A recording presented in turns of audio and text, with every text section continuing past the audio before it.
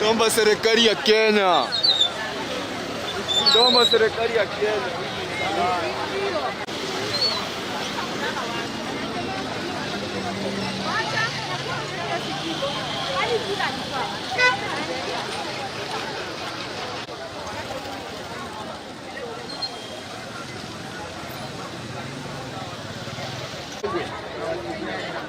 Wewe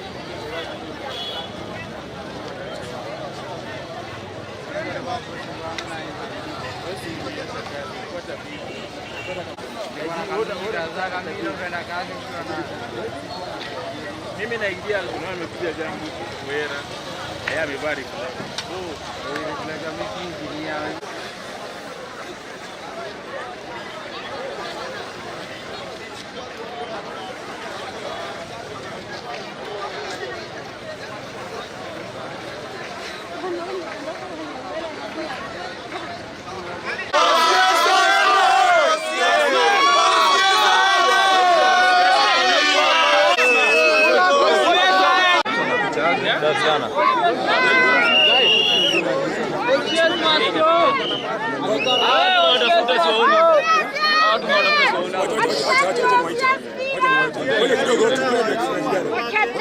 Hii mambo ya kuja kubomolea watu hatakubali.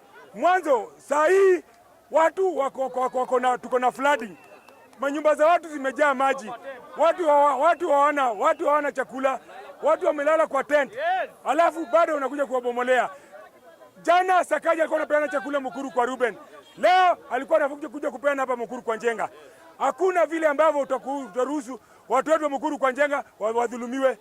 2021 Oktoba walidanganya kwamba barabara inajengwa. Wakakuja kapita na barabara, alafu baadaye wakaingia polisi, wakaileta matingatinga, mabakol, zikakuja zikaanza kubomolea watu. Raundi hii hakuna kuwaruhusu. Hii kiwanja ni ya wakaji wa Mukuru kwa Njenga.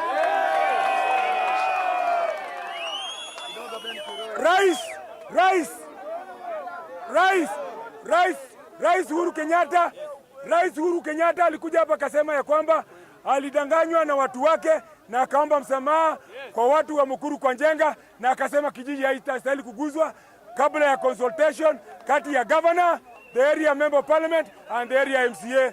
Kwa hivyo mimi sijakonsultiwa. Governor Sakaja tumeongea na yeye, hajakonsultiwa. MC wetu hajakonsultiwa. Kila jambo la siku hizi kulingana na katiba mpya inasema kukue na public participation.